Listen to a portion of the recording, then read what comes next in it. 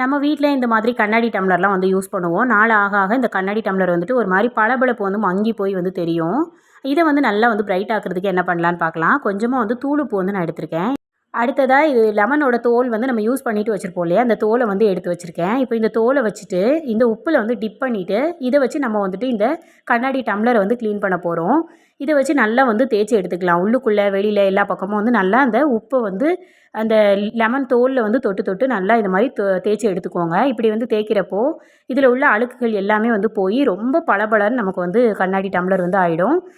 அடிக்கடி இதில் நம்ம டீ காஃபிலாம் ஊற்றி குடிக்கிறப்போ இதோட பளபளப்பு வந்து மங்கி போயிடும். இதை வந்து நம்ம நார்மலாக வாஷ் பண்ணோம் அப்படின்னாலும் நார்மலாக வந்துட்டு க்ளீன் ஆக தான் செய்யுமே தவிர நல்லா வந்து பளபளப்பாக கிடைக்காது. இந்த மாதிரி வந்து நம்ம வாஷ் பண்ணுறோம் அப்படின்னா நல்லா வந்து அதை வந்து நல்லா ஷைன் பண்ணி வந்து கொடுக்கும். திடீர்னு வந்து கெஸ்ட்டெல்லாம் வராங்க, அந்த மாதிரி நம்மளோட கண்ணாடி டம்ளர் பார்க்க நல்லா பளபளன்னு இருக்கணும் அப்படின்னா இந்த மெத்தடில் வந்து க்ளீன் பண்ணிவிட்டு அதுக்கப்புறம் இதில் டீயோ காஃபியோ உங்களுக்கு வந்து போட்டு கொடுத்தோம் அப்படின்னா பார்க்க வந்து ரொம்ப நீட்டாக அழகாக இருக்கும். இப்போ பாருங்கள், நான் கழுவுனதுக்கப்புறம் நல்லா வந்து பளிச்சுன்னு மாறிடுச்சு. இந்த மெத்தடில் வந்து நம்ம கண்ணாடி டம்ளரை க்ளீன் பண்ணிக்கலாம்.